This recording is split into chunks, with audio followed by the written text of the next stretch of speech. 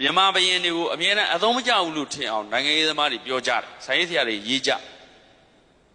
နိုင်ငံတကာမီဒီယာတွေကနေပြီးတော့ဟိုဟာလေးတရားလေးဖတ်ပြီးတော့လူတွင်ကျယ်လှုပ်ချင်ကြတဲ့အခါလည်းပြောမြန်မာဘယင်းတွေမတော်ဘူးလားတော်လို့မြန်မာပြည်ဒီကနေ့ထိနေနိုင်ခဲ့တာပေါ့တော်ခဲ့တဲ့သူတွေရှိလို့ပေါ့အနွယ်ထားကောင်းဆောင်မှုကြိုက်တယ်ဒါနာတော့ရနိုင်ငံတွေကြိုက်တယ်ဒါပေမဲ့အနွယ်ထားမျိုးဆက်တွေမကောင်းကျက်သစ်တာရပါသားလားသူသားလားခုချိန်ဒီသမိုင်းမှာရေးရမသိဘူးရသတမန်နဲ့ရတဲ့ကလေးလားသူနဲ့ရတဲ့ကလေးလားမသိဘူးနော်ထားလိုက်တော့မရှင်းလင်းဘူး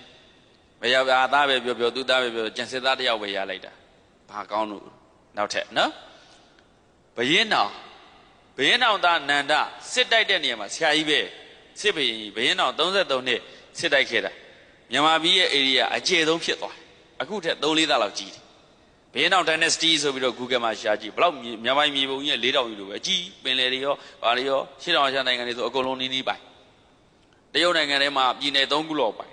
ဘင်္ဂလားဒေ့ရှ်အာသံမဏိပူရအိန္ဒိယအဲ့ဒါမြန်မာပိုင်တဲ့တည်းဒါပေမဲ့ဘယင်းတော်အမျှော်မြင်မရှိဘူးသူသားနန္ဒလက်ထက်ကျတော့တိုင်းပြည်ရပြတ်ဒါကြောင့်စစ်တိုက်တဲ့ုံနဲ့တိုင်းပြည်တည်ဆောက်လို့မရဘူးကျိုးလူငယ်တွေအများကြီးသိဖို့လို့စစ်တိုက်တဲ့ုံနဲ့တိုင်းပြည်တည်ဆောက်လို့မရဘူးနန္ဒလက်ထက်မှာတိုင်းပြည်ပြတ်ဘယင်းတော်သေးပြီးတော့ဘာမှမကြောက်တိုင်းပြည်ပြတ်အလောင်းမင်းတရားတပြည့်သူ့ကြိုက်တယ်အလောင်းမင်းတရားရဲ့ခေါင်းဆောင်မှုကြိုက်သူ့သားလေးယောက်ဘယင်းဖြစ်တယ်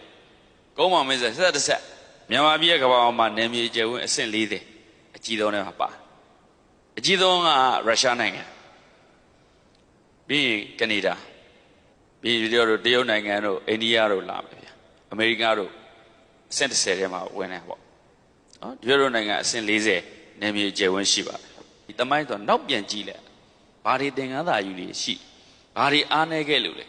ဘာတွေငါတို့တွေယိုယွင်းချိုယွင်းခဲ့လို့လဲဘာတွေဆုံးရှုံးခဲ့လို့လဲဘယ်လိုတွေကြောင့်လဲဒါအောင်တို့ပြန်ဆန်းစစ်လီကွမ်းယုံနိုင်ငံရေးလောက်တာတိတ်ပြီးတော့တည့်ရက်တာပဲရှင်များတို့နိုင်ငံရေးကိုမြန်မာပြည်မှာဒီတော့နိုင်ငံရေးကောင်းဆောင်ထဲမှာနိုင်ငံရေးသမားထဲမှာလေးသားတဲ့သူတယောက်ရှိတယ်ဆရာကြီးတခင်ကတော့မိုင်းတည်တဲ့ထိနိုင်ငံရေးလောက်သွားတာတကယ့်နိုင်ငံရေးဂုရုကြီးကျန်တဲ့သူတွေရောမရှိဘူးနော်ကျန်တဲ့သူမရှိဘူးသူတို့နိုင်ငံငပြင်းနေနော်ဘုန်းကြီးတွေလည်းပြင်းတယ်ခေါင်းဆောင်ကောင်းတိုင်းမှာအမေကောင်းတွေရှိတယ်အမေတွေတော်တော်အရေးကြီးတာပဲအမေအရေးကြီးဆုံးပဲအမေပခတ်လွှဲတဲ့လက်ကတိုင်းပြည်ကိုဥဆောင်တယ်အဲ့ဒါပဲစိတ်ပညာအရာကောအဲ့လိုပဲလွှမ်းမိုးမှုကလေအမေရဲ့ရင်ခွေးမှာပို့ပြီးတော့ဒီလိုဖြစ်နေတာပါပဲနော်ဒါကြောင့်ဒီလိုသမိုင်းတွေကဘယ်ဘယင်းတွေဘလောက်တော်ခဲ့တာလဲလေ့လာကြည့်ဘယ်ဘယင်းတွေဘလို့ချော်ခဲ့တာလဲအသုံးမချခဲ့တာလဲနော်အဲ့ဒါတွေဒီတော့သိဖို့လိုတယ်ဟုတ်ပါပြီဒါကြောင့်သမိုင်းတွေတော့ပြန်ထုတ်တယ်ရှေ့တစ်ခေါ်မျော်ကြည့်နောက်တစ်လန်ပြန်ကြည့်သမိုင်းကိုမတက်ဘဲနဲ့အကြီးအကဲလို့ဆင်းကိုမစင်သားနဲ့မဖြစ်နိုင်သမိုင်းကိုနားလည်ရမယ်ယဉ်ကျေးမှုကိုနားလည်ရ think global art local မြန်မာပြည်ရေးကဘာချီတွေးရမယ်ဆရာကြီးဦးအောင်ကျော်စံပြောနေ globalization မြင်ရမယ်ပုံဖော်တဲ့အခါကျတော့ရွတ်တော့ကမြန်မာပြည်ရဲ့စနစ်နဲ့ဇယားနဲ့ကြိုက်တဲ့ပုံစံမျိုးပုံဖော်နိုင်ဖို့လိုတယ်ဟုတ်ပြီလားဗျာနော်ဒီလိုနိုင်ငံလွတ်လပ်ရေးရခဲ့တဲ့ဟာတွေမြန်မာပြည်ရဲ့အင်အားတွေကိုပြန်ပြလို့အမျိုးသားရေးသက်တဲ့တွေအခြေခံပြီးကြိုးစားခဲ့တယ်အရှိကနေဝန်းထွက်သည့်ပမအပဒုက္ခိကိုဖြင့်ရောက်ရမိမှာမလွယ်ပါဒုဗမာစီယုံဆရာကြီးသခင်ပါတော်စာနုကိုလည်းမချစ်နဲ့သူစာကိုလည်းမပြစ်နဲ့စာနုကိုလည်းမချစ်နဲ့အနုညံ့အနုရွလေးတွေကြီးစိတ်ကူးရင်တွေကြီးသမိုင်းမှာမြန်မာပြည်ပြတ်တဲ့သမိုင်းကိုအဲ့ထက်မှာသူတော်တိရရဆိုရင်တော့ကြီးသုံးသက်ပြထားတယ်အနုပညာကဘယုတ်ဒုက္ခကြလာရင်စာကမဟုတ်ဒုက္ခတွေရေးလာရင်တခါတည်းအနုရွတွေအဖွဲအသီးတွေတိတ်များလွန်းရင်လူတွေကပျော့သွားတာလူပျော့လို့မရဘူးဂျပန်ကမာအောင်လုပ်ထားတာဂျပန်မှာ2ခုတွေ့လိမ့်မယ်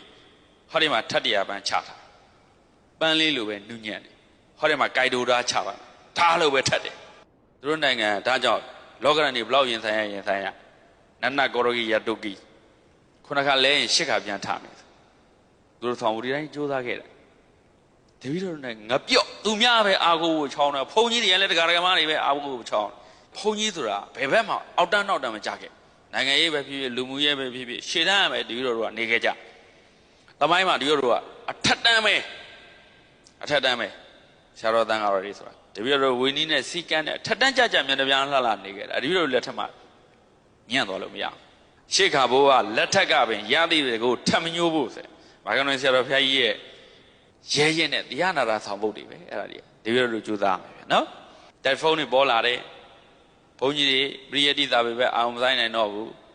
နောက် TikTok တွေ YouTube တွေပေါ်မှာအများကြီးချိန်နေကုန်သွားပြီဘုန်းကြီးပေါ်ကင်းတော့ TV တွေဘောလုံးပွဲကြည့်တဲ့လောက်တာဘုန်းကြီးတွေတရားအားထုတ်ရတဲ့ယဟန္တာတွေတဝက်လောက်ပါလောက်ကြီးခေတ်ဆက်ဆက်ကပရိုဂျက်တာနဲ့ကြည့်လိုက် TV နဲ့ကြည့်လိုက်ညာလုံးမဟုတ်ကြည့်အိမ်မနေကြည့်တရားထိုင်ကြတော့နိုင်ဝက်မကြတဲ့အိပ်ပြောနေ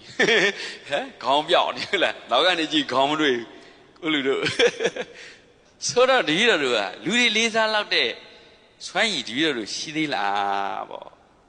လူတွေကြည်ညိုခံထိုက်တဲ့အည်သွေးတွေဒီလိုတို့ရှိသလားဆိုတော့